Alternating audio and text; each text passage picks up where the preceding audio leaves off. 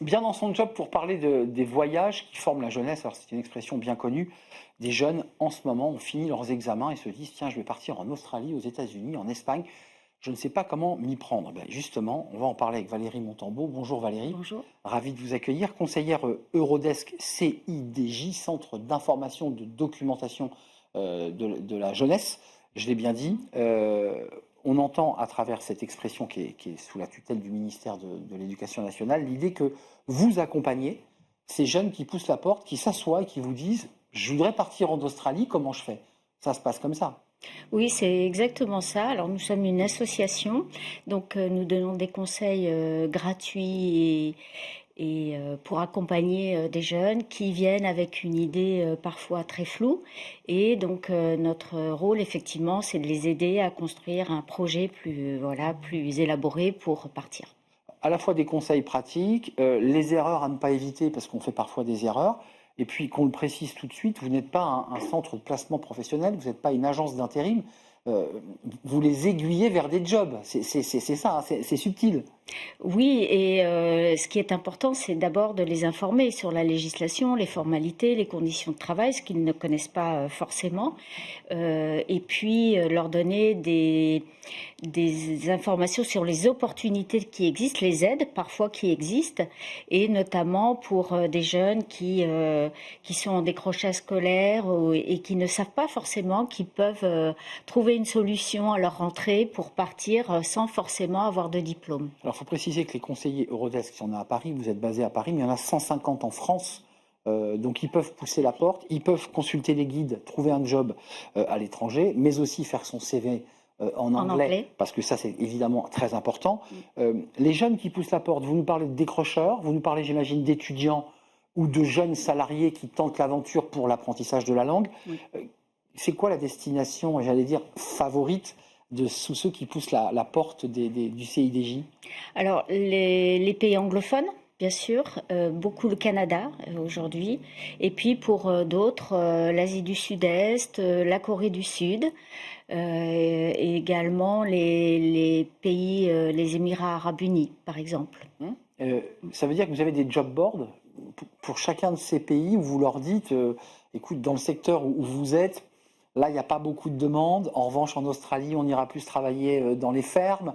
Est-ce que vous avez un job board et une vision par pays des jobs Oui, nous avons des dossiers pays avec à chaque fois des informations très utiles sur déjà comment on fait une recherche d'emploi dans ce pays et puis des informations sur les secteurs qui recrutent et également des informations sur les relais aussi pour dans le cas d'emplois qualifiés par exemple, on les invite à aller voir France Travail qui a un service international et des accompagnants pour certains projets sur 3 mois par exemple. Valérie, vous qui avez une véritable expérience au sein du CIDJ, il y a une vraie aspiration au voyage, à l'ailleurs, chez les Français?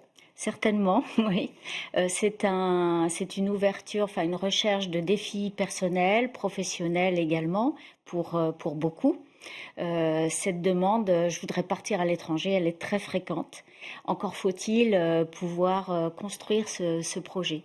Donc vous nous dites bien, pour ceux qui nous regardent ou les parents qui nous regardent et qui ont des jeunes qui disent sur un coup de tête, je vais partir à l'étranger, vous dites attention danger, Oui, ça se prépare. Ça se prépare. Ça commence par le passeport, mais ça va jusqu'au visa, ça va jusqu'aux autorisations de travail, je pense aux États-Unis, à l'Australie. Permis de travail, exactement. Et notre rôle, c'est vraiment de les informer sur ces conditions parce que beaucoup ne savent pas encore effectivement qu'il faut des visas.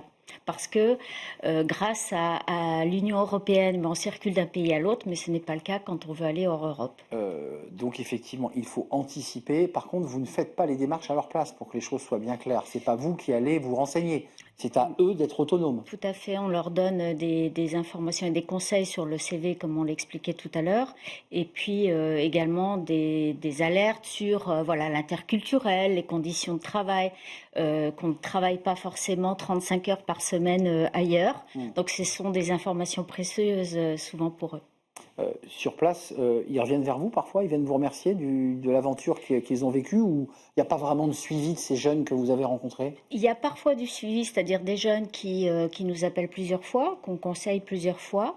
Mais bon, souvent, quand ils sont partis, ils sont très heureux d'être partis et ils continuent leur vie, souvent d'ailleurs par une deuxième mobilité. Tiens, d'ailleurs, avant de nous quitter, j'ai cité simultanément Eurodesk et CIDJ.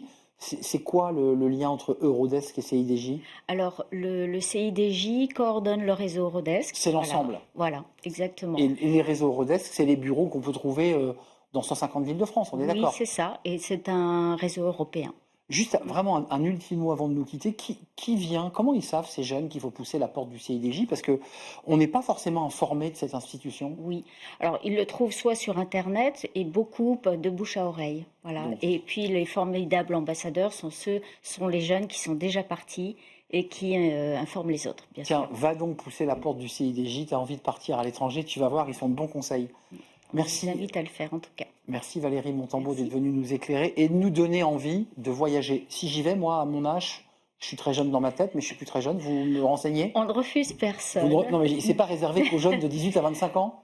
C'est plutôt 30 ans, 30 voire ans. 35, puisqu'il y a des pays comme le Canada qui accueillent encore Juste- les personnes jusqu'à 35 ans pour l'emploi notamment. Mais notre mission principale, c'est évidemment, et notre cœur de cible, c'est évidemment la jeunesse. Les 18-30 ans, grand max, mais vous accueillez tout le monde, je l'ai bien 35. noté. Je passerai vous dire un petit coucou. Merci. Merci Valérie Montambeau, conseillère Eurodesk CIDJ. Merci de nous avoir rendu visite. Merci. On tourne une page, on s'intéresse au management, à la manière dont on produit, on fabrique ce management par écrit, par oral, comment ça marche, comment dans les grandes entreprises, on organise tout simplement le flux, le suivi des projets. On en parle avec nos invités justement à travers le directeur général d'IDEX qui a créé tout simplement son propre management. Il va nous expliquer.